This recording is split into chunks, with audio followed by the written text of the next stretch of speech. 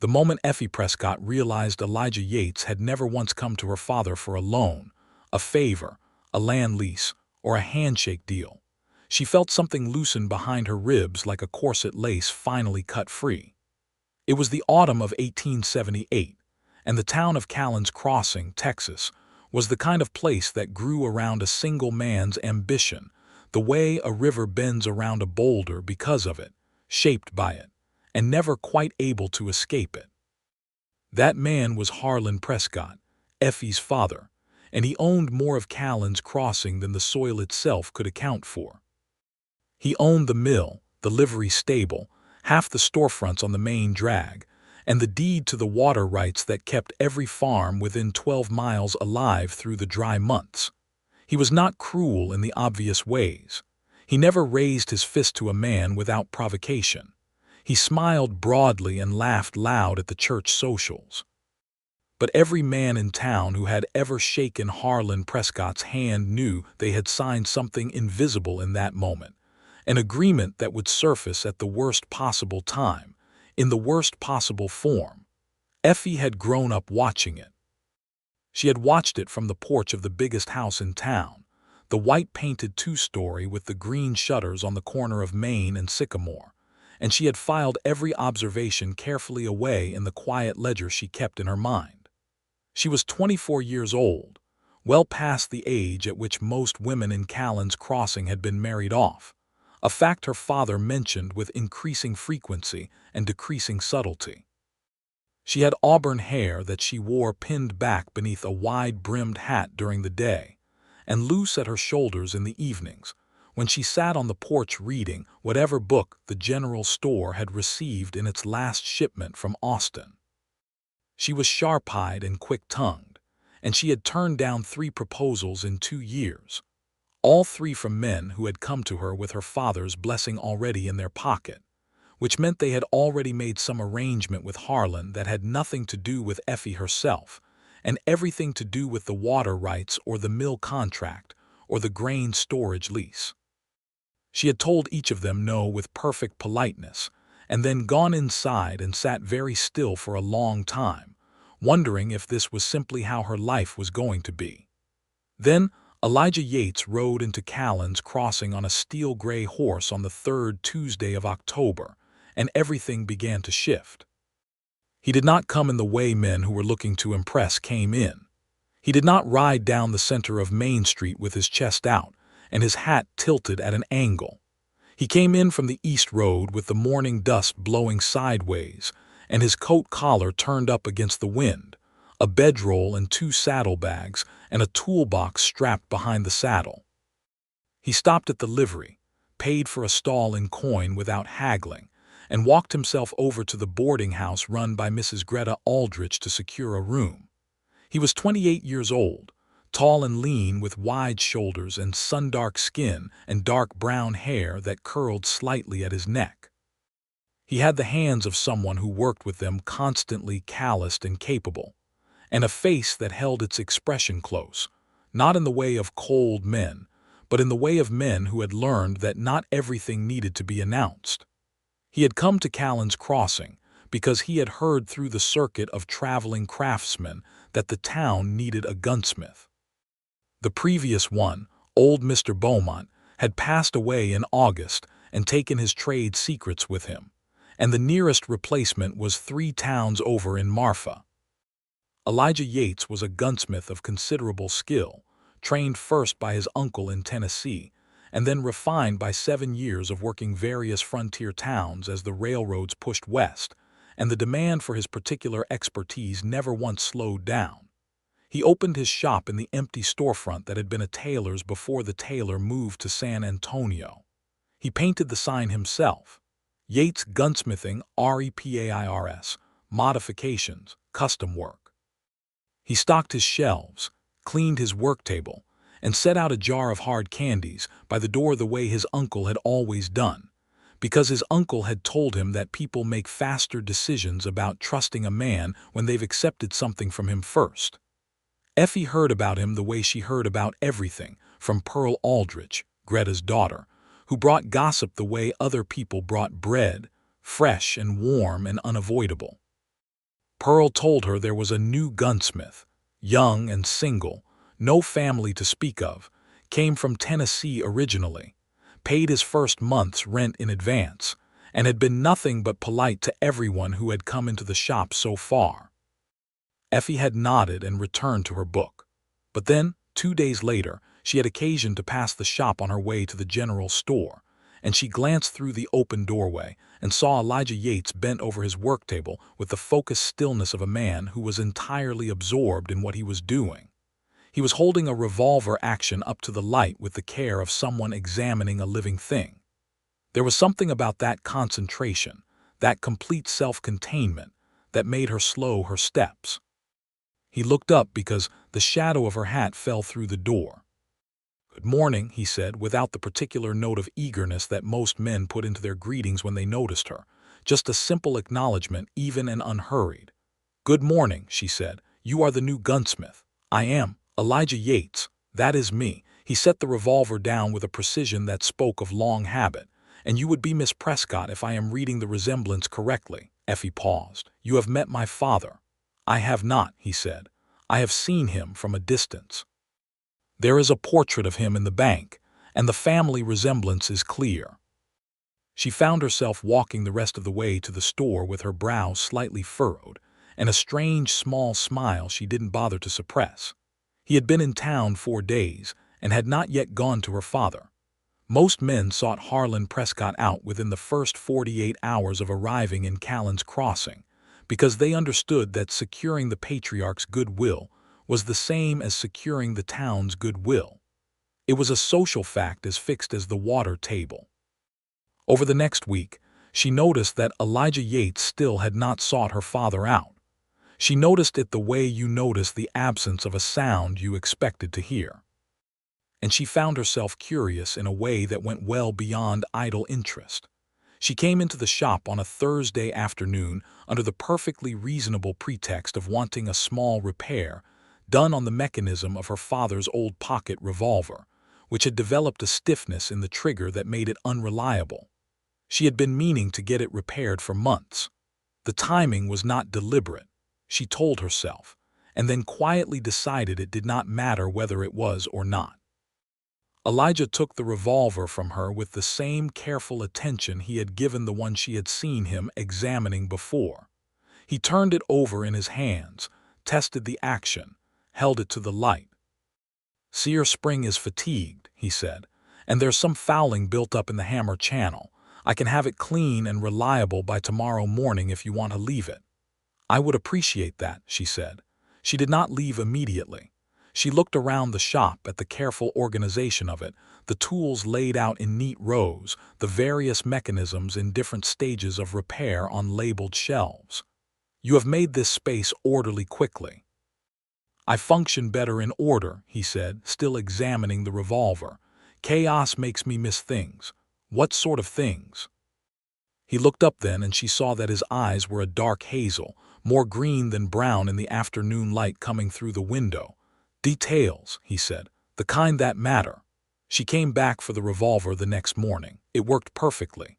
She paid him what he asked, which was a fair price and not an inflated one, and she said, "You have not yet introduced yourself to my father." He was putting her payment in the small tin box he used as a cash drawer. He did not look up immediately. "No," he said, "most men do, within the first few days." "I have heard that," he said. He looked up then, steady and unhurried. "I tend to form my own assessments of a place before I seek out the man whose thumb is on it." She felt the small shock of someone saying plainly what everyone else only thought. "And what is your assessment so far?" "Of the town, it's decent enough.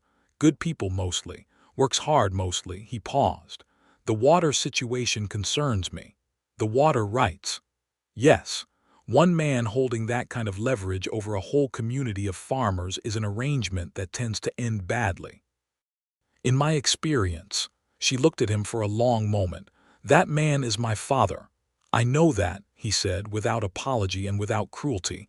"I imagine you know it too." She walked out of the shop feeling more awake than she had in months. She thought about him that evening on the porch. She thought about the particular quality of his directness, which was different from rudeness and different from performance. He was not trying to impress her. He was not trying to provoke her. He had simply said what he observed in the same way he would have noted the condition of a firing pin as a fact requiring acknowledgement. She found it remarkable. She found it, if she was honest with herself on the dark porch with her book closed in her lap, deeply attractive. She did not allow herself to rush toward that feeling. She was a careful woman who had been burned before, not by love lost but by love that had never existed in the first place, by the particular hollowness of discovering that a man's interest in you was always really an interest in what your last name could do for him. She had learned to move slowly, but she found reasons to pass the shop. She found reasons to stop and speak to him. And he, for his part, found reasons to speak back, not with the feverish energy of a man pursuing a quarry, but with the quiet pleasure of someone who had found a conversation worth continuing. He told her about Tennessee, about the Cumberland River Valley where he had grown up, his mother who had died of fever when he was 12, his father who had worked the coal seams and died of lung sickness when Elijah was 19, the uncle who had taught him the craft, and then died himself just 2 years ago, leaving Elijah alone in the world and on the road. He did not tell these things in a way that demanded sympathy. He told them the way you describe a landscape. Here is what it was, here is what it made of me. She told him about growing up in the biggest house in a town where everyone owed your father something. She told him about the proposals. She told him about the hollow feeling of being wanted for the wrong reasons. She told him about the ledger she kept in her mind, the careful filing of observations, the way she had learned to read the difference between a man who looked at her and a man who looked at what stood behind her. "And which am I?" he asked. They were sitting outside the boarding house on a Sunday afternoon, having reached the comfortable point of not needing a formal setting for their conversations. Pearl Aldrich had been watching from the window with poorly concealed delight, but neither of them paid her much attention. Effie considered him. "I think you are someone who is still being filed," she said. He smiled at that, a real smile, not the performative kind, one that reached his eyes and changed the whole geometry of his face. "That is fair," he said. "I will try to be a good subject for examination." "You are already doing better than most," she told him, and was surprised by her own candor. But that was the thing about him. He made directness feel like the natural state of conversation rather than a risk. Her father noticed, of course. Harlan Prescott noticed everything that happened within the borders of what he considered his domain, and his daughter's growing interest in the one man in town he had no hold over was something that he clocked with the sharp attention of a man who did not like variables he couldn't control. He came to the shop himself one afternoon in November, filling the doorway with his considerable presence. Harlan Prescott was in his late 50s, broad-shouldered, white-haired, with the red-cheeked confidence of a man who had never doubted his own conclusions. He was wearing his good coat, and his gold watch chain was visible, which meant he was presenting himself as a man of consequence rather than simply dropping by. Elijah looked up from his worktable without standing. He finished the small adjustment he was making to a rifle's rear sight before setting it down. "Mr. Prescott," he said. "Mr. Yates." Harlan came inside, looked around the shop with the proprietary survey of a man inspecting something he might someday wish to acquire. "You have settled in well." "I have." "Good town," Harlan said. "Good people, we take care of our own here." "I have found that to be true in some ways," Elijah said. Harlan's smile did not waver, but something behind it tightened. He picked up a small mechanism from the display shelf and turned it over in his hands. "You know," he said, "I like to make sure the men doing business in this town are comfortable. Resources, connections, I have friends on the county board, friends in the land office, could be useful to a man trying to establish himself." Elijah watched him. "That's a generous offer. Think of it as a welcome," Harlan said. "We should have a drink sometime. You and I talk about how things work around here." "I appreciate the invitation," Elijah said. "I tend to figure out how things work on my own, but I am not opposed to a drink." Harlan put the mechanism back on the shelf. He looked at Elijah with a new kind of attention, the kind that preceded reclassification. "My daughter seems to think well of you," he said, dropping any pretense of indirection. "Miss Prescott is a fine person," Elijah said simply. "She is. She is also my daughter." The emphasis was light but unmistakable.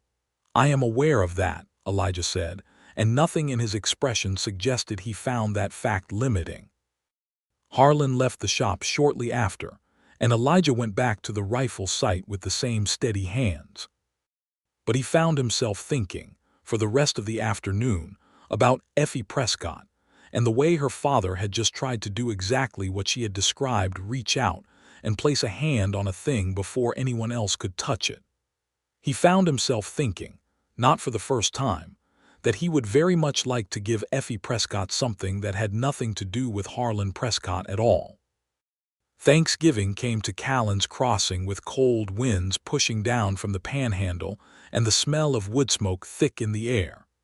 The town held its communal dinner at the church hall, long tables covered in oilcloth, every family bringing something. Effie had made 3 apple pies and a venison stew. She arrived early to help with the setting up and was already arranging plates when Elijah came through the door with a pot of beans and a covered pan that turned out, when she investigated, to contain cornbread. "You cooked," she said, sounding genuinely pleased. "I have been feeding myself since I was 20, he said. "I have had to develop some competence." They sat near each other at dinner, not so close as to invite the particular quality of town commentary that would have made Effie uncomfortable, but close enough that they could keep the conversation going throughout the meal. Pearl Aldrich sat across from them and oscillated between participating in their conversation and reporting it in a low whisper to the woman beside her, which was so transparently delighted that Effie found herself unable to be annoyed by it. After the dinner, when the tables were being cleared and some of the older men were smoking on the church steps, Elijah found Effie at the side of the building looking up at the hard, bright stars that had come out with the cold. "I want to show you something," he said. "If you are willing." She turned to look at him. "Now, tomorrow morning, sunrise if you can manage it. It requires an early start." She studied him. "What is it?" "A place I found," he said. "A few miles out on the east road and then north. I go there sometimes in the early morning before the shop opens. I have not told anyone else about it." He paused. "I want you to see it." She was quiet for a moment, looking at his face in the cold starlight. "All right," she said. "Sunrise." She met him at the edge of town at 5 in the morning with her horse saddled and her warmest coat on and a thermos of coffee she had brewed by lamplight before the house was awake. He was already there, his gray horse standing easy. He saw the thermos and a slow smile crossed his face. "You are very practical," he said. "I am practical about everything except the things I am entirely impractical about," she said. "Let us go before I freeze standing here." They rode east and then north, through the sleeping grassland where the frost lay white on the long stems and the sky was still the deep blue-black of almost morning. He led her along a creek bed and then up a shallow rise, and at the top of the rise the land opened out into a wide basin that held a natural spring fed by a limestone formation, and the spring ran into a pool that caught the first gray light of dawn and threw it back like hammered silver. Around the pool grew a stand of cottonwood trees that had gone gold with the season, and their leaves, still clinging in the cold, trembled in the morning wind with a sound like distant applause. Effie sat her horse at the edge of the rise and looked down at it for a long time without speaking. "I found it 3 weeks ago," Elijah said quietly. "I ride out in the early morning sometimes when I cannot sleep. I came over the rise and there it was." "Is this on my father's land?" she asked. "No," he said. "I checked the survey map at the land office. This basin belongs to an old cattle grant that reverted to the county when the original holder died. It is county land." She heard the care in that, the specific intention of showing her something that was no one's, not her father's, not anyone's. Something that was just itself. "It is beautiful," she said softly. "Yes," he said, and she thought perhaps he was not only talking about the spring.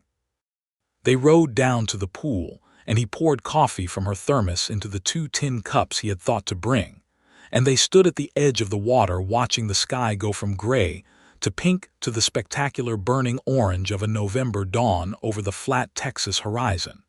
Neither of them spoke very much.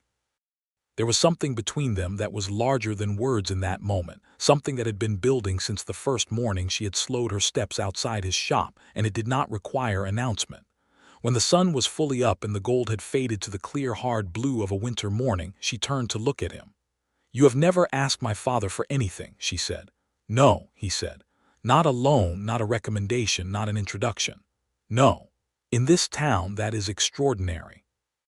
He was quiet for a moment, looking at the spring. "I have nothing against your father personally," he said. "I do not know him well enough for that, but I know the pattern. And I have no interest in that kind of arrangement. I prefer to stand on my own ground." "Even if it makes things harder for you?" she asked. "Especially then," he said. "The ease you buy from a man like that costs more in the end than the difficulty." She looked at him for a long time. The morning light was on his face, and she could see everything clearly, the steadiness of him, the particular integrity that ran through him, the way grain runs through wood, all the way down to the core. She had filed him carefully over these weeks, had noted every observation, had held herself back from the precipitous fall she had seen other women take and always regretted. And now, standing at this unremarkable spring in the cold morning light, she made a decision. "Elijah," she said, "yes. I think I am going to be very difficult to stop being near you." He looked at her then with a directness that matched her own, and she saw in his face the same thing that was happening in her chest, that widening, that opening, that careful and irrevocable recognition. "I am not going to try to stop you," he said. She laughed, and it was a real laugh, unguarded and warm, and it rose up into the cold morning air and scattered the birds from the cottonwood trees. What followed was a courtship that the town of Callen's Crossing watched with the absorbed attention of people watching weather develop. Pearl Aldrich provided running commentary to anyone who would listen, which was everyone. The general store owner, Mr. Haas, noted that both Miss Prescott and Mr. Yates had begun stopping by at the same time most mornings, which he considered charming. The minister's wife, Mrs. Tallow, began extending her prayers to include the matter without being asked. They rode together on Sunday mornings. They ate supper together twice a week at Mrs. Aldrich's boarding house dining room, which operated a public table and therefore provided sufficient respectability. They talked for hours, in the shop and on the porch and on horseback across the flat winter landscape, and every conversation was another room in a house that was being built between them without either of them having formally proposed the construction. He read. This surprised her and delighted her. He had a saddlebag full of books, technical manuals alongside novels, a worn copy of Dickens, a collection of essays by someone she had not heard of, a battered translation of Cervantes. He had been educated by his mother until her death, and then self-educated by sheer stubbornness, and the breadth of his reading was something she found herself wanting to map. She lent him books from her collection. He returned them with small notes tucked inside, not formal letters but observations, a sentence underlined, a comment in the margin, a question she found herself turning over for days. Her father watched all of this with the expression of a man who has noticed an element he cannot identify in a compound he believed he had fully analyzed. In December, Harlan Prescott called his daughter into his study. The study was a room designed for the demonstration of authority, heavy oak desk, mounted longhorn above the fireplace, the framed deed to the water rights displayed on the wall like a work of art. Effie sat in the chair across from his desk and folded her hands in her lap and waited. "You have been spending considerable time with the gunsmith," her father said. "I have," she said. "He is a capable man," Harlan said, which was not a compliment so much as an assessment. "But he has no roots here, no land, no long-standing ties. He could pack up and move on with a week's notice." "That is true of a great many men," she said. "It is not true of the men I have introduced you to." "The men you have introduced to me," she said carefully, "are men who have made arrangements with you. Harlan's expression shifted. "I am your father. It is my responsibility to consider your security." "Papa," she said, and her voice was not unkind but it was clear, "I am 24 years old. I have watched you make arrangements since I was old enough to understand what they were. I know the difference between a man who comes to me and a man who comes to you first." She paused. "Elijah Yates has never come to you, not once." "That could be stubbornness," Harlan said, "or pride." "It could be," she said. "Or it could be that he is the first man who has been interested in me rather than in you." A silence settled in the room. The fire in the hearth popped. "I am not saying anything you have done was wrong in intention," she added. "I know you have protected this family. I know the water rights, the mill, all of it came from hard work and hard choices. But Papa, you cannot make this one for me." Harlan looked at his daughter across the expanse of the oak desk, and something in his face that had been fixed for a very long time moved slightly. He was not a soft man, but he had loved his daughter since the moment she was placed in his arms as an infant, and he was not entirely blind to the truth she was laying before him. "He would have to prove himself," Harlan said finally. "He does not need your approval to do that," she said gently. "But I think he will earn your respect on his own terms. He tends to do things that way." She left the study feeling as though she had carried a stone a very long way and set it down. She told Elijah about the conversation on their Sunday ride the following week. He listened without interrupting, which was one of the things she most valued in him. "I am not afraid of your father," he said when she had finished. "I know that," she said. "That is half the reason I am telling you." "What is the other half?" She looked at him from under the brim of her hat. "I want you to know that I am choosing this for myself. Not because anyone is directing me, not because it is convenient or expected. Because I have watched you for 2 months and I know who you are, and I am choosing it." He reined his horse to a stop. She stopped beside him and the winter grassland stretched out around them, immense and quiet under a sky of pale winter blue. "Effie," he said, "yes, I am in love with you." The words came out with the same quality everything he said had, level and certain and entirely without decoration. Not a performance. A fact. She felt something bloom open in her chest so completely and thoroughly that she had to look away for a moment, out across the grass to gather herself. When she looked back at him, her eyes were bright. "I know," she said softly. "I have known it for a while. I was waiting to say it back until I was sure it was the same kind of love." "And is it?" "It is the same kind," she said. "It is the kind that is also something else, something I do not have a precise word for." "Tell me anyway," he said. "It is the kind where I can see you very clearly," she said. "Where I am not guessing at who you are, where I do not need to hold myself back from understanding you because I have already understood and the understanding made me love you more, not less." He looked at her in the winter light for a long moment, and then he reached across the space between their horses and took her gloved hand in his and held it.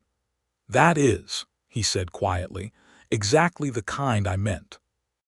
They stayed that way for a while, hands linked across the gap, in the cold open air of the Texas winter, and there was nothing romantic about the scene in the theatrical sense and everything romantic about it in the truest sense. It was the kind of moment that does not need embellishment. It is its own enough. Christmas came and the town was briefly festive in the practical way of frontier towns. A tree in the church, candles in windows, the smell of molasses cookies from every house. Elijah was invited to the Prescott Christmas dinner, which was the first time he had been in the house. Harlan shook his hand at the door with a firmness that was either welcome or warning, probably both. Effie's younger brother Cal, who was 17 and had not yet developed his father's instinct for political maneuvering, immediately asked Elijah 100 questions about gunsmithing and followed him around the parlor like a devoted hound. Harlan watched Elijah throughout dinner with the assessing attention he gave to everything. Elijah was at ease without being presumptuous, spoke when he had something to say and did not speak when he did not, helped clear the plates without being asked, and talked with Harlan about the water situation in the county in a way that was so direct and so free of flattery that Harlan, who was accustomed to being flattered, found himself respecting it against his will. After dinner, while Cal was showing Elijah the rifle he had gotten for his birthday and Effie's mother, Alma, was washing dishes with the serene efficiency of a woman who had run her household like a well-maintained machine for 30 years, Harlan came and stood next to his daughter in the parlor doorway. "He does not try to please me," Harlan said. "No," she said. "Most men try to please me." "I know." Harlan was quiet for a moment. Across the room, Elijah was patiently explaining something about sight alignment to Cal, who was nodding with intense concentration. "He is good with the boy," Harlan said. "He is good with people," she said, "when he decides they are worth his time." Harlan looked sideways at her. "And he has decided that about you?" "Yes." "And you about him?" "Yes, Papa." Harlan made a sound that was not quite agreement and not quite resistance. "I still say he ought to own land," he said. "A man needs roots." "Give him time," she said. By the new year of 1879, Callen's Crossing had largely accepted Elijah Yates as a permanent fixture. His work spoke for itself. The ranchers and farmers who brought their rifles and revolvers in for service left with tools that functioned better than they had knew, and word traveled the way word travels in a small place, efficiently and far. He had more work than he could easily manage by February, and he took on a boy of 16 named Tommy Greer as a part-time helper, teaching him the basics with the careful patience of a born craftsman. The question of a proposal was not, between Effie and Elijah, something that needed to be approached sideways. They had talked about it the way they talked about everything, directly. They had talked about what marriage would mean for each of them, what they wanted from it, what they feared, what they hoped for. These were not easy conversations, but they were good ones, the kind that build something real and load-bearing between people. He proposed on a Saturday morning in March, at the spring where they had watched the first sunrise together. The cottonwoods were just beginning to bud, small and tentative green along the gray branches, and the pool was higher with the winter rain. He did not make a grand ceremony of it. He took a ring from his coat pocket, a simple band of silver with a small turquoise stone that he had purchased from a Comanche trader who passed through in January, because turquoise was the color of the sky over Texas, and he wanted her to have something specific to this place. And he said, "Effie Prescott, I want to build a life with you. I am asking if you want to build it with me." She took the ring from his hand and looked at it for a moment, at the small blue stone that held the whole sky in miniature. "Yes," she said. "I have been yes for a long time." He slid it onto her finger, and she held her hand up and looked at it against the blue March sky and the green budding cottonwoods, and then she pulled him toward her with both hands and kissed him for the first time, fully and without reservation, and it was warm and real, and had the quality of a door finally opening that has been gently pushed for months. Telling her father was not the ordeal she might once have feared. She came home that afternoon with the ring on her hand, and Harlan saw it from across the room and went very still for a moment, and then he exhaled the breath of a man releasing something he has been holding. "He asked you properly," Harlan said. "He asked me," she said. "Not you, me." Harlan looked at the ring. He reached out and took her hand, not to examine the jewelry but just to hold it the way he had held her hand when she was small. "He is not from here," he said, but without the weight he had once put on it. "He is from here now," she said. "He chose this town. He is choosing to stay." Harlan looked at her for a long time. She could see him moving through something, some private negotiation between the man he had been and the father he wanted to be, and she waited for it. "Bring him to dinner Sunday," Harlan said finally. "I want to talk to him, properly." "He will come," she said, "and Papa, be straightforward with him. He responds much better to that than to anything else." Harlan almost smiled. "You are telling me how to talk to a man." "I am telling you how to talk to a man I know very well," she said, "and I say it because I want it to go well." The Sunday dinner between Harlan Prescott and Elijah Yates went as well as it could have gone. Harlan was direct and Elijah was equally direct, and there was a conversation at the end of the meal, over whiskey in the study, from which Elijah emerged 40 minutes later with his expression unchanged and his posture unbowed. He found Effie in the kitchen with her mother and said quietly, "He has given his blessing." Alma Prescott made a small sound of satisfaction and poured more coffee. "Did he make you an offer?" Effie asked. "He offered me the use of a piece of land adjacent to the East Road," Elijah said, "for building a house." Effie set down her coffee cup. "That is the land nearest to the spring," she said. "I know." He looked at her steadily. "I told him I would need to think about it." "Are you going to accept it?" He was quiet for a moment. "He is not wrong that I need land," he said slowly. "A man with a shop and no property is a man who can be moved, and the land itself is good land. But I want to be clear, if I accept it, it is because it makes sense for us, not because it binds me to him in the way he is accustomed to binding people." "Have you told him that?" "I did." "What did he say?"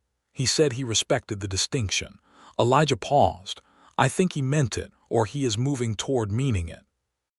Effie looked at her husband-to-be, standing in her mother's kitchen with the late afternoon light on him, and she felt, as she often did with him, the particular satisfaction of a complex problem approached with the right tools.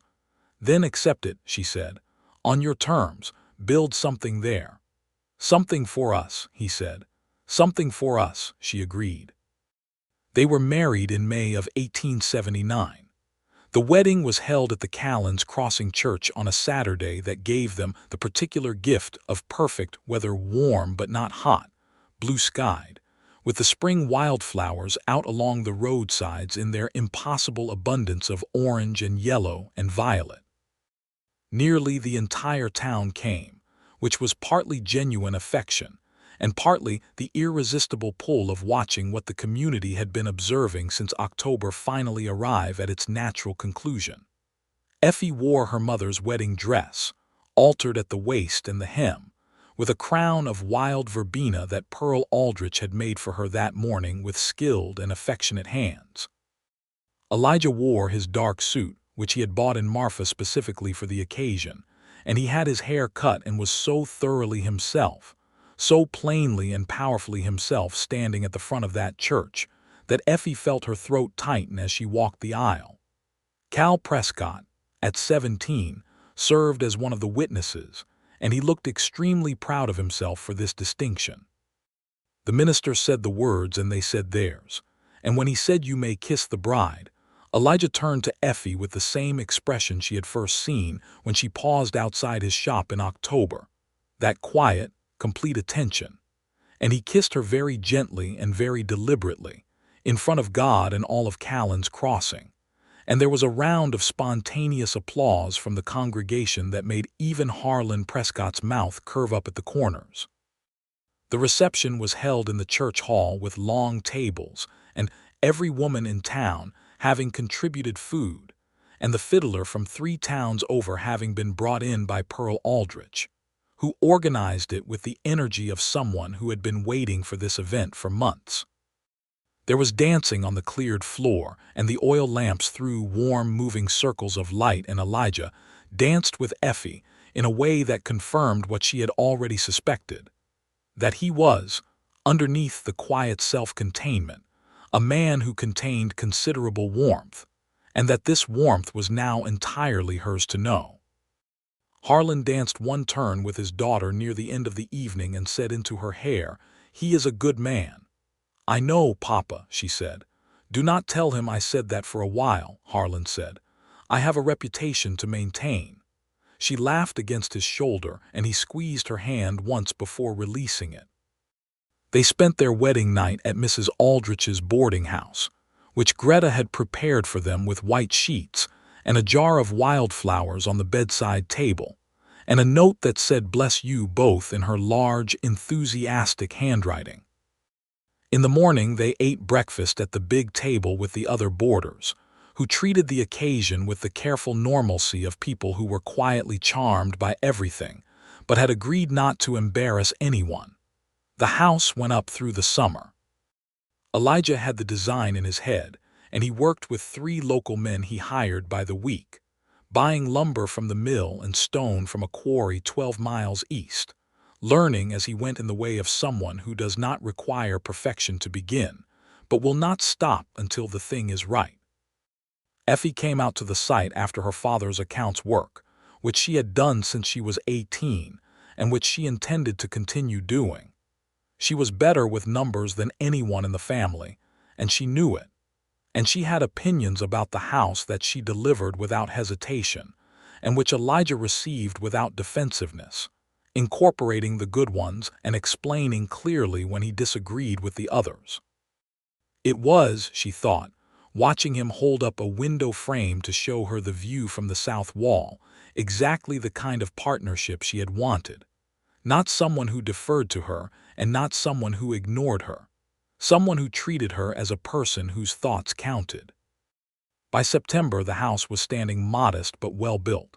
2 rooms downstairs and 1 large room upstairs, a covered porch facing east toward the spring, and a kitchen with a cast-iron stove that was, in Effie's opinion, the best feature of the entire structure.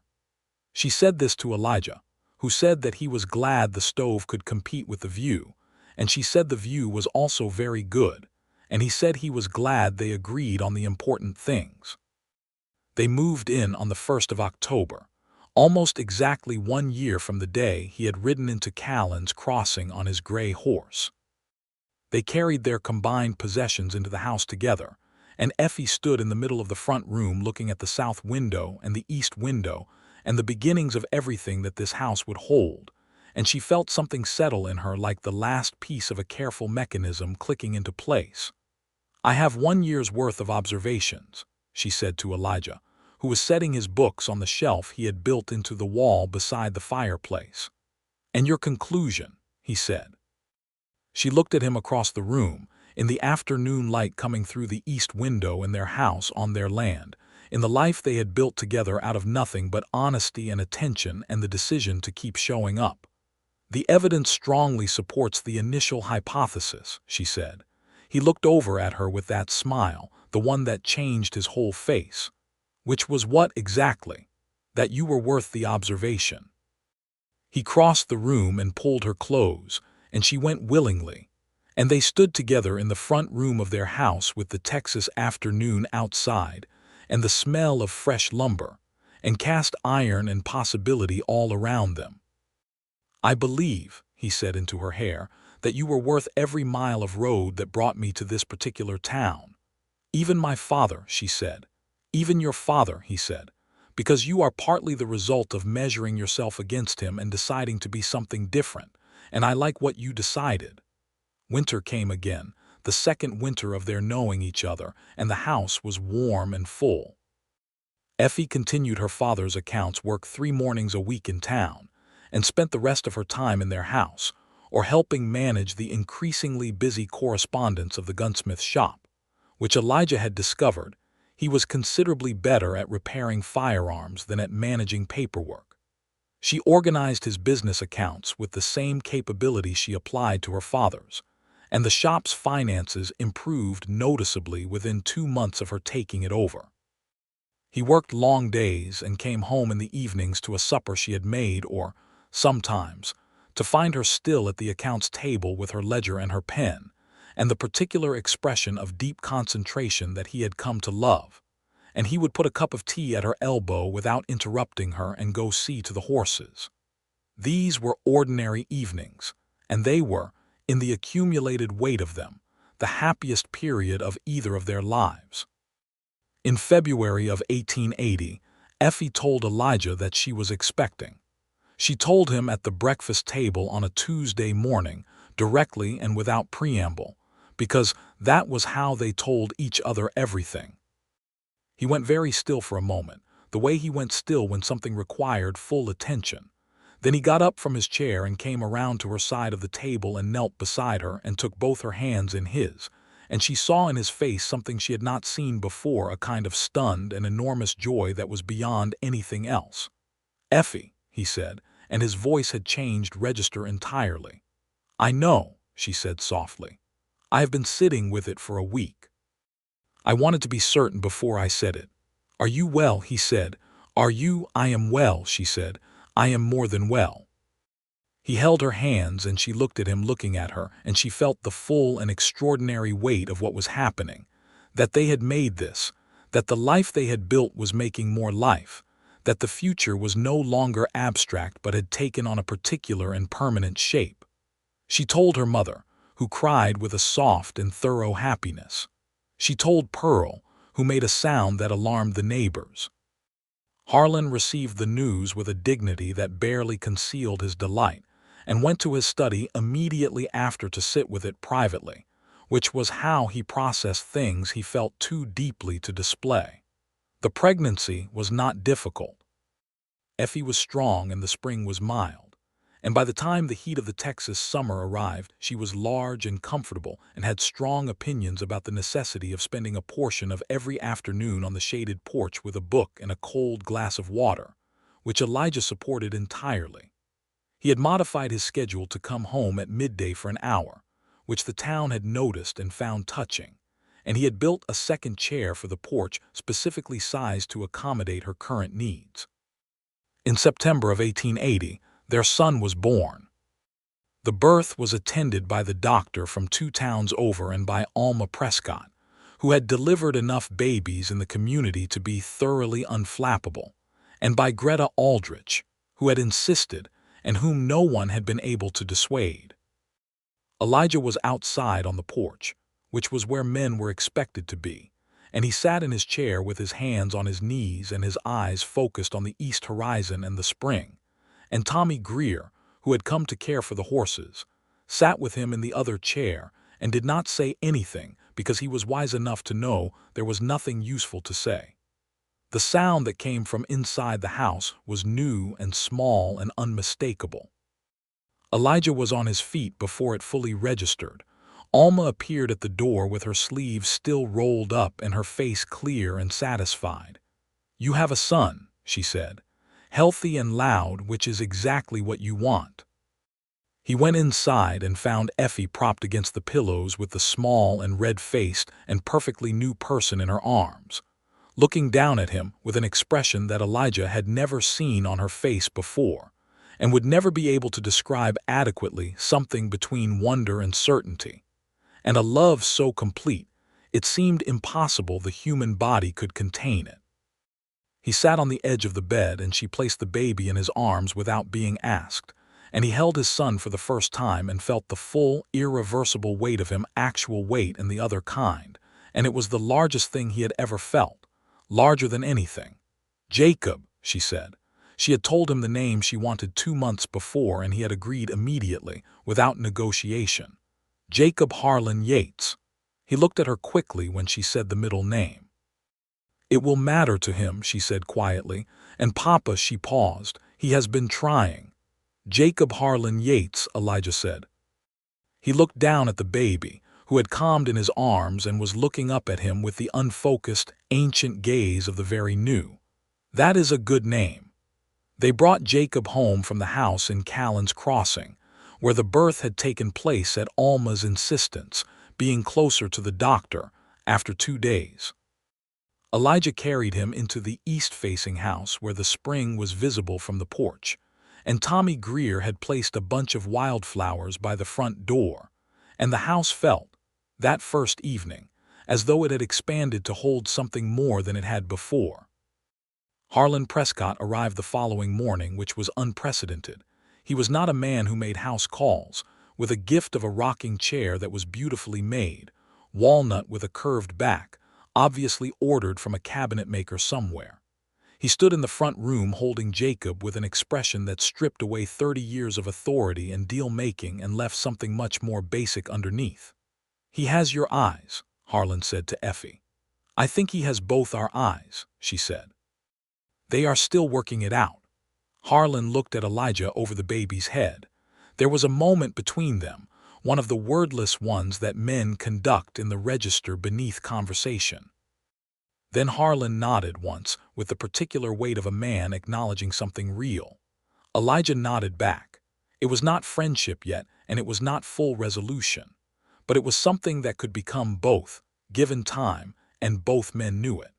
The years in Callen's Crossing built themselves one on top of another the way good years do, not without difficulty, but with a solidity that came from the foundation being laid correctly in the first place.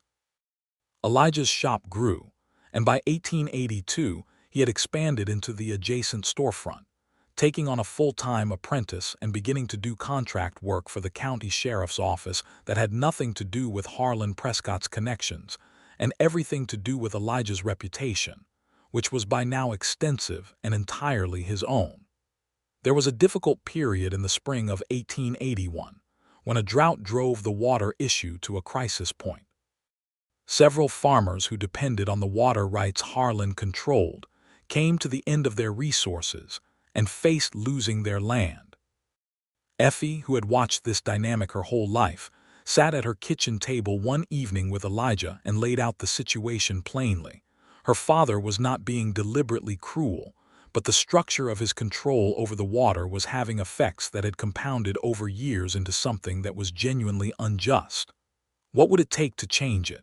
Elijah asked. A different arrangement, she said. The water rights need to be held by a cooperative, not by one man. It protects everyone, including my father, honestly, because the liability of holding those rights alone is considerable if something goes wrong. Would he do it? If it were approached correctly, she said. He responds to solid reasoning and to the appearance of having made the decision himself. Elijah looked at her with a slight smile. You understand him very well. I have had 24 years of observation, she said. I have a very thorough filing system. He laughed, and she felt the particular warmth of making him laugh, which had never lost its pleasure. They worked on it together, Effie drafting the proposal and Elijah bringing it to the community meetings with the straightforward advocacy of a man the farmers trusted, because he had never been in debt to anyone. It took 4 months and 3 town meetings, and one very long evening in Harlan's study during which Elijah and Harlan had their most significant conversation to date, honest, sometimes tense, ultimately productive.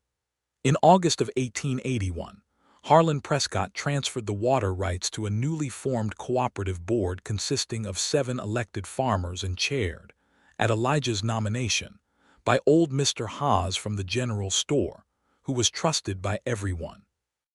Harlan retained a seat on the board and the right to purchase water at the same rate as other users, but the monopoly was dissolved. The town meeting at which this was announced was one of the few times Effie had seen grown men in the audience show obvious relief, the slumping of shoulders, the shared glances, the collective exhale of people who have been holding their breath for years. She stood in the back of the hall with Jacob on her hip and felt something that was part civic satisfaction and part something deeper, the satisfaction of watching an injustice that had shaped her entire childhood begin to be set right.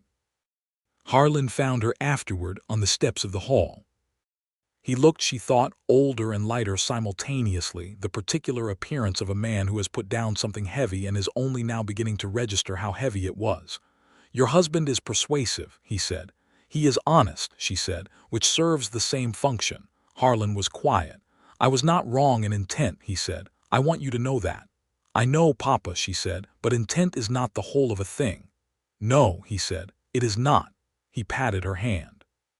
She leaned against his arm briefly, the way she had as a child, and he stood very still for a moment as if afraid to break it. Come for Sunday dinner, he said. Bring the boy, your mother has been asking. We will be there, she said. Life in their house on the East Road continued with the texture of real life, unpredictable, full, sometimes difficult, always returning to a center that held. Jacob grew from an infant who watched the world with his mother's observant eyes into a toddler of fierce opinions and remarkable energy, who followed Elijah around the workshop with single-minded determination, and had already developed a fascination with small mechanical things that made Tommy Greer declare with confidence that he was going to be a gunsmith. Effie had taken on, by 1882, a small role as bookkeeper for 3 other businesses in town, the general store, the new dentist's practice, and the livery stable. She did this with the systematic efficiency that characterized everything she did with numbers, and she was paid properly for it, which was not as common as it should have been for a woman's work, but which she had negotiated for firmly and received. The independence it provided was not money she needed, the shop was prospering, but money she had earned herself, which felt different in a way she valued. She was thinking about these accounts one afternoon in October of 1882 at the kitchen table while Jacob napped, when she realized she was expecting again. She sat with the knowledge for a few days, testing it against her own certainty, and then told Elijah on a Sunday morning at the spring, which had become their place for the things most worth saying. He took it with the same quiet, enormous joy he had the first time, with perhaps even more ease, not less feeling but less of the stunned quality, more of the straightforward happiness of a man who knows exactly what this means and wants it without reservation. Their daughter was born in the spring of 1883, arriving in the east-facing house with the cottonwoods just leafing out beyond the window and the morning light coming in clear and gold. She was small and dark-haired and furious about being in the world, announcing herself with a volume that had Jacob, now 2.5, pressing his face against the bedroom door with enormous eyes. They named her Clara Me Yates. When Elijah saw her for the first time, tucked against Effie's side with her dark hair and her eyes tightly shut, he said, with the plainness of all the true things he said, "She is going to be exactly like you." "Heaven help the world," Effie said weakly, and he laughed and pressed his forehead against hers, and they stayed that way for a long moment, the two of them and the new daughter between them, while outside the spring morning continued its business. Pearl Aldrich, who arrived an hour later with food and flowers and an unstoppable current of warmth, took one look at Clara and declared her magnificent, and then burst into tears, and then laughed at herself, and then ate a plate of biscuits with systematic concentration to restore her equilibrium.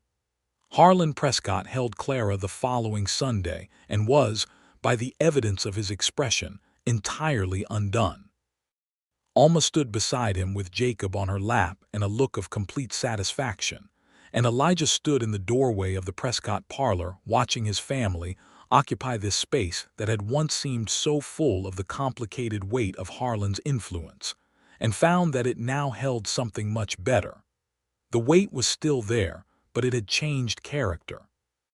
It was now the weight of accumulation, of years, of adjustments made, of a man trying harder than he had before because the stakes had become clearer to him. After dinner, while the women were in the kitchen and Cal, now 21 and beginning to think about his own future, was outside with Jacob in the garden, Harlan poured 2 glasses of whiskey in the study and handed one to Elijah. The deed to the water rights was no longer on the wall. In its place was a framed photograph that Alma had commissioned from a traveling photographer the previous Christmas, the whole family on the front steps of the Prescott house, including Elijah and Jacob and Effie large with Clara still unborn. Elijah looked at the photograph for a moment. "She picked the frame," Harlan said. "Alma, she spent half an afternoon on it." "It is a good photograph," Elijah said. "You know," Harlan said with the deliberate quality of a man choosing his words carefully, "I had a plan for her, for Effie. I had it organized." "I know," Elijah said. "I was wrong," Harlan said simply, "not in wanting her happy, but in thinking I knew what that looked like." "You were doing what you knew," Elijah said. Harlan looked at him sideways. "You are more generous than I deserve on that point."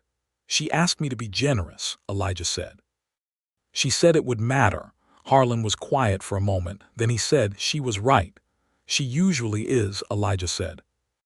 They drank their whiskey in the study with the family photograph on the wall where the water rights deed had been, and outside the sound of Jacob laughing at something Cal had done carried through the window, and the afternoon was golden, and the whiskey was warm, and both men sat with the particular piece of people who have arrived, after a long and difficult road, at the right place.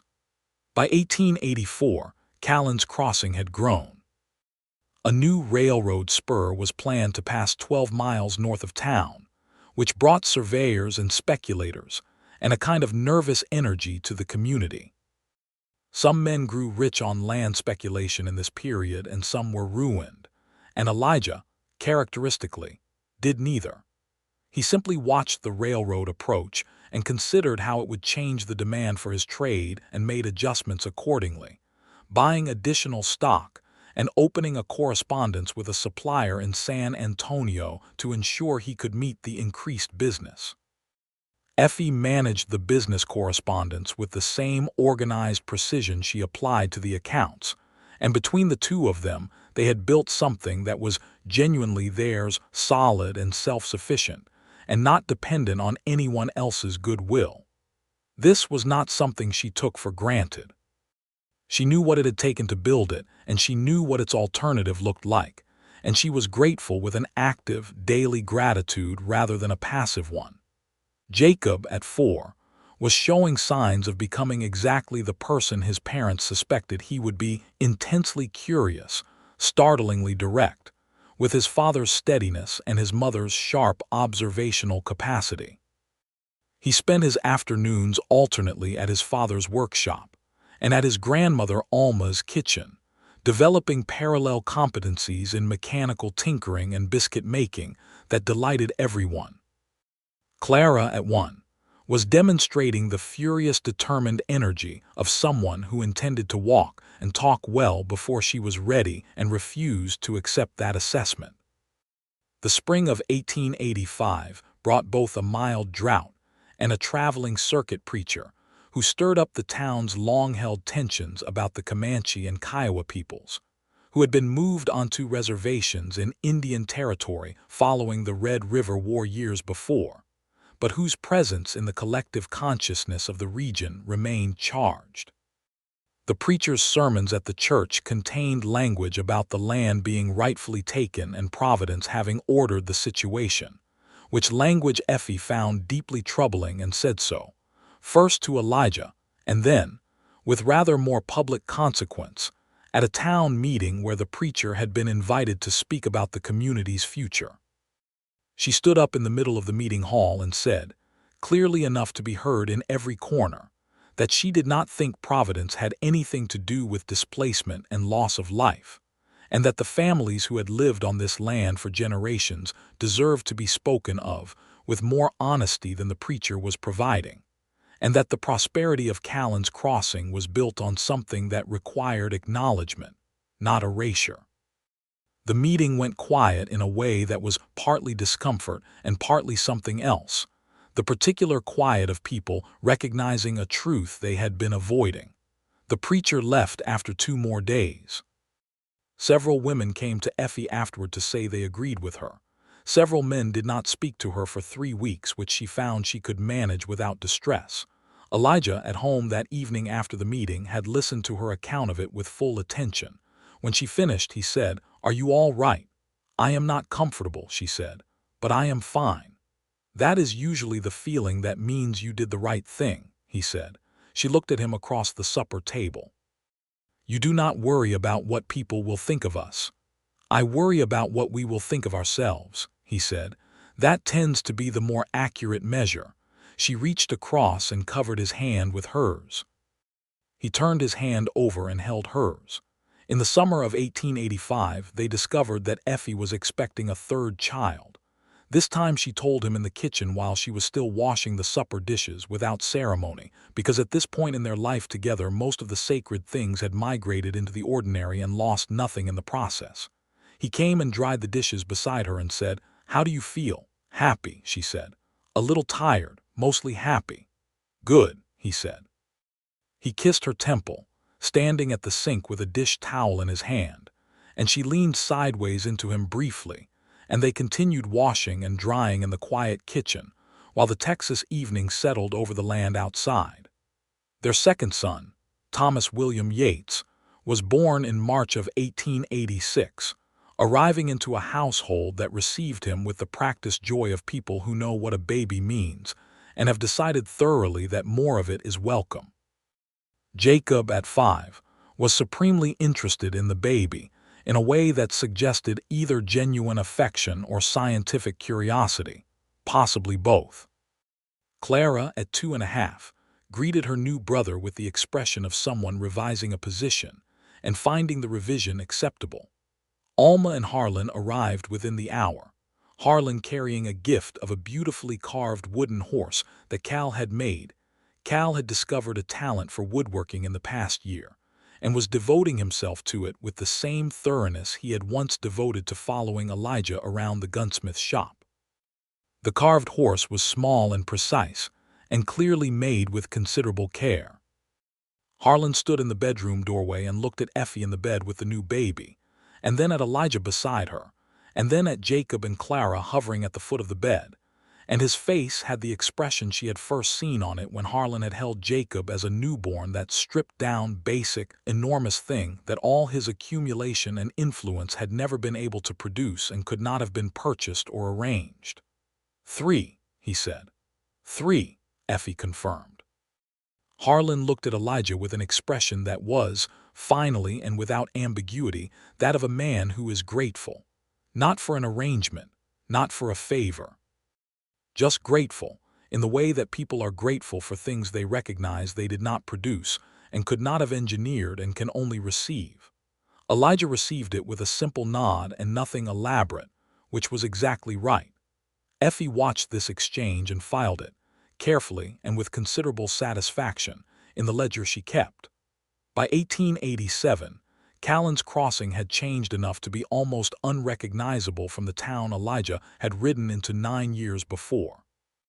The railroad spur had been completed, bringing with it a new hotel, 2 new storefronts, a proper bank building, and the particular quality of forward momentum that a railroad connection provides.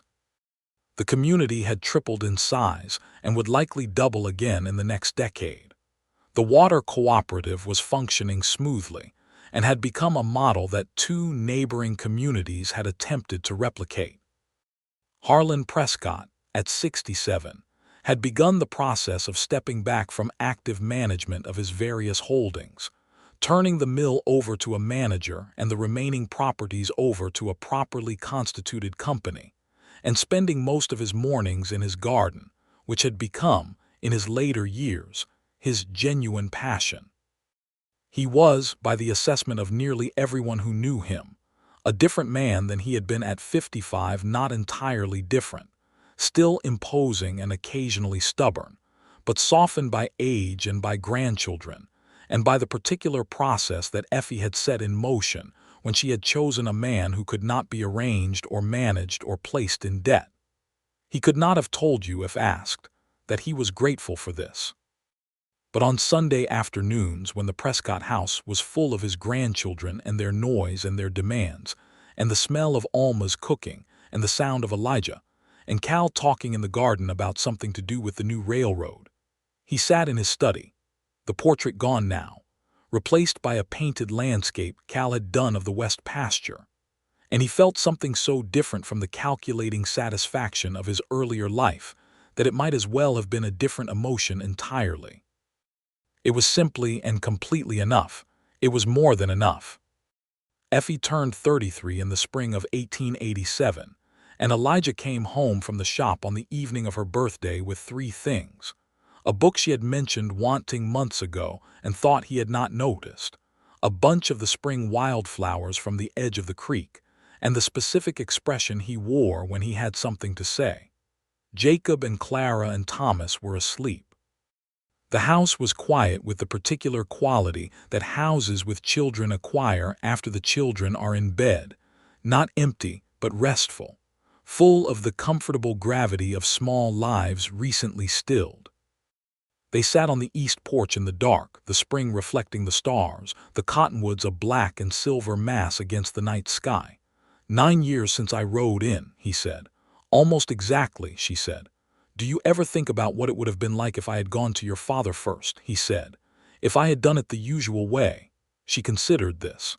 I think you would have gotten whatever you wanted from him, she said. You were exactly the kind of man he would have liked to have in his debt. Capable, respected, no competing ambitions. He would have offered you something advantageous and you would have been in his ledger. And you would have known it, he said. And I would have known it, she said, and you would have been like the others. And instead, he said, And instead you were the one person I had no accounting for, she said. No prior entry, no balance owed. You came in unencumbered and you saw me the same way. She paused. Do you understand what that was worth to me? I am beginning to, he said. 9 years in. She turned to look at him in the dark, the man she had chosen for exactly this, for the absence of obligation, the presence of choice, the difference between being seen and being assessed. His face was familiar to her in the way that the spring and the cottonwoods were familiar, not reducing in familiarity but deepening, each year revealing more rather than less, each season adding another layer of meaning to what she already knew. I love you, she said, plainly and completely. Effie, he said, in the voice that had always held her name as though it were something of value, I have loved you since approximately the third conversation we had, when you told me that you were not sure what category to put me in, and I realized that being uncategorized by you was the finest position I had ever occupied. She laughed softly. I remember that. You smiled. I am smiling now, he said. She leaned against him on the porch bench they had built together in the second year of their marriage, under the Texas night sky, with the spring gleaming in the dark and the house warm behind them and their children sleeping inside. And she felt the full weight and fullness of this life with a clarity that she wished she could preserve but knew she didn't need to because it wasn't going anywhere. This was not a moment that would pass. This was the condition. This was the thing they had built. Spring came again, as it always did, and the wildflowers opened along the east road, orange and violet and yellow in the morning light. Jacob, nearly 7, ran out to meet them the way he always did, with Clara and Thomas behind him in degrees of smaller determination. Elijah saddled his horse for the morning ride to the shop, and Effie stood on the porch with her coffee watching her children in the wildflowers, and she felt the ordinary, extraordinary happiness that is the best thing available to a human life, not spectacular, not dramatic, not contingent on anything external, just the deep settled knowledge of the right thing, rightly chosen, fully lived. He paused at the gate on his way out and looked back at her. She raised her cup in a small salute. He touched the brim of his hat. And the morning went on, as mornings do, full and clear and entirely their own. The summer that Jacob turned 8 and Clara turned 5 and Thomas was only 2, the town of Callen's Crossing held its annual 4th of July celebration with the special enthusiasm of a growing place that had recently acquired a railroad connection and wished to express its optimism in organized community form. There were races and food, and a band brought in from the county seat, and the whole of the town spread itself across the main street and the square in the particular pleasure of a frontier community that has survived its hardest years and is now beginning to simply live. Effie sat in the grass with Thomas in her lap watching Jacob win a foot race by 3 full lengths, and Clara argue vigorously with a boy twice her size about the correct methodology for a sack race. Elijah appeared beside her with 2 cups of lemonade and sat down, and Thomas immediately transferred his interest from the race to his father, climbing from Effie's lap to Elijah's with the complete confidence of a boy who has never been dropped. Pearl Aldrich appeared, as she always did at communal gatherings, with the energy of a woman who finds people to be one of the world's essential resources. She sat beside Effie and watched the children with an expression of thorough satisfaction. You know, Pearl said in the slightly elevated tone she used when making an official statement, I knew when I told you about him that something would happen. Pearl, Effie said, I believe you told me there was a new gunsmith and he was polite. I had an instinct, Pearl said with dignity. I communicated the essential information. What you did with it was your own affair. It was, Effie agreed. Pearl looked at Elijah, who was listening to this exchange with the quiet amusement of a man who has long since accepted that he is a subject of Pearl Aldrich's communal historical record. I told you, Pearl said to him, that first week, that you should meet Effie Prescott. You did, he said. You mentioned it 4 times. And you were too busy being independent to listen, she said. "I was not too busy," he said. "I was managing the timing." Pearl looked at Effie. Was he managing the timing? He was being himself, Effie said, which worked out adequately. Adequately, Elijah repeated with a small smile. Very adequately, she said, and leaned her shoulder against his. And he put his arm around her, and Thomas settled between them with his thumb in his mouth and his eyes on the race. And the afternoon went on with all its noise and color, and the accumulated rightness of a life that had been built the way good things are built. From the ground up, on honest terms, by people who chose each other without arrangement or obligation or anything in between them, except the plain and sufficient fact of who they were. The years continued, and the town grew, and the children grew with it. And the house on the East Road was enlarged twice, first when Jacob was 10, and needed a room that was not shared with his brother. And then again when Clara at 12 declared with absolute authority that she required a space for her books that was separate from the general chaos of the household. An argument her father found entirely reasonable, and her mother found, in some fundamental way, deeply familiar. Harlan Prescott's health began its slow decline in 1891, and Effie made the weekly walk to the corner of Main and Sycamore with increasing frequency, sitting with him in the garden in the afternoons while Alma brought out coffee, and the old man talked about the early days, about the land, about the things he had done well, and some of the things he had not. He was not a confessional man, but age had made him more honest in certain ways, and Effie listened with the same careful attention she had brought to everything, filing and understanding, and forgiving the parts that needed forgiving.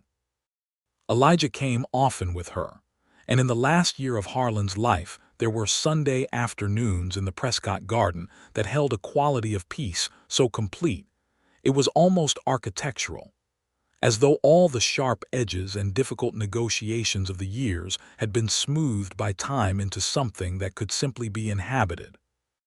Harlan and Elijah played chess on the garden table with the focused pleasure of two men who respected each other's minds, and the game had become their primary language for the things they could not quite say in direct speech. Harlan died in the spring of 1892 in his own bed, with Alma beside him and Effie holding his hand. He went without drama, which was, all things considered, the appropriate ending for a man who had spent most of his life creating it. He had made a will that was, Effie and Elijah discovered when it was read, notably different from the document that would have existed 15 years earlier. The mill left to a trust for the community's use, the house to Alma for her lifetime with its contents thereafter to Cal and Effie, the remaining land parceled out to the families who had worked it longest. It was not a perfect accounting, no single document could have been. But it was a genuine attempt, and Effie stood in the lawyer's office reading it with the dry-eyed clarity of a woman who has already processed most of her grief in the garden over 3 years of Sunday afternoons, and she felt for her father what she had come to feel for all complicated things, a love that did not require simplification. She told Elijah about the will that evening at the kitchen table. He listened and then said, "He got there." "He did," she said. "In his own time," he said. "On his own terms." She looked up at him. "You always said that about him." "Because it was always true," he said. "He was not a man who could be pushed. He had to arrive." "Like someone else I know," she said. "I came to you immediately," he said, with the dry humor that had always been one of her favorite qualities. "You took 2 months to tell me you loved me," she said. "I wanted to be certain of the quality of the feeling," he said.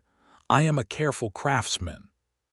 She laughed, and it was the same laugh. It had always been unguarded and warm and entirely real.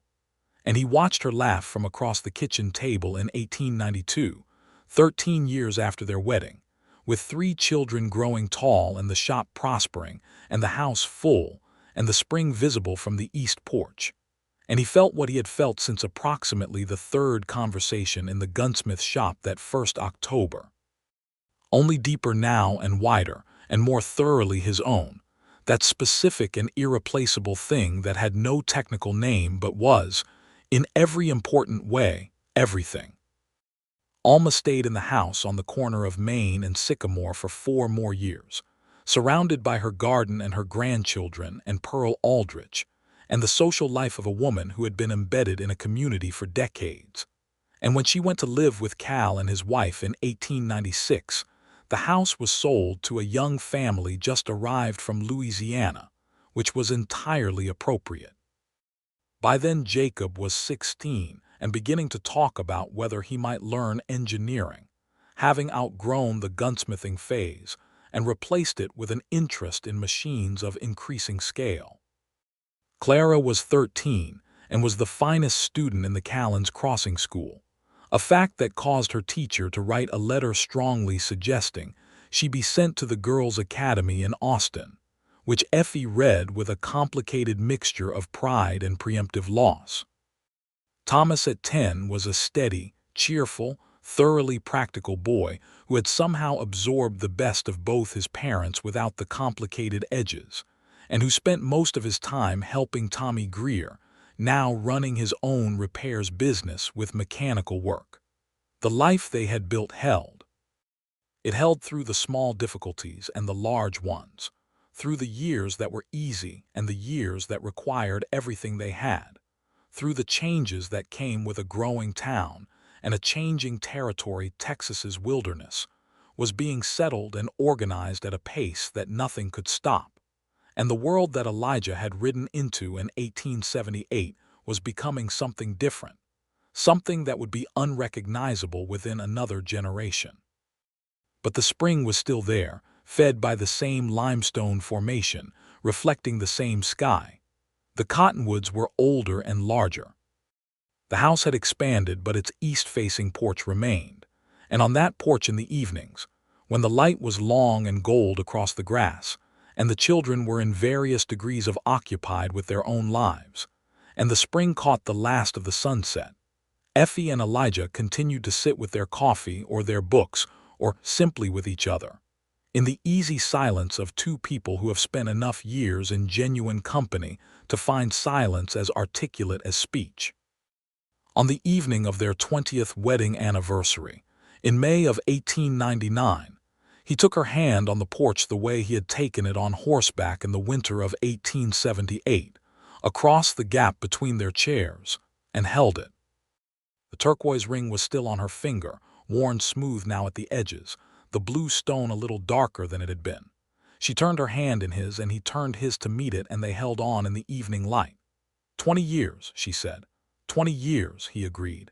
Do you have any regrets? She asked. He considered it with the seriousness he gave actual questions. I regret the winter of 1881 when I let the stovepipe get blocked and you had to sleep at your mother's for 3 days, he said. She laughed. That was legitimately your fault. It was entirely my fault, he agreed. I have no others. She squeezed his hand. I have none either, she said. Not one. The evening settled around them. Somewhere behind the house Jacob was explaining something to Thomas with the earnest authority of an older brother, and Clara's voice carried from the upstairs window where she was writing a letter to a friend in Austin, and the horses in the paddock were quiet, and the spring held the last of the light like it always had, like hammered silver, like a small piece of sky brought down to earth and placed here specifically for the view from this porch. They sat with all of it, the life, the years, the children, the town that had grown around and because of, and in spite of all the forces that had shaped it, and it was enough, more than enough. It was the whole accumulated weight of having chosen correctly and built honestly and stayed.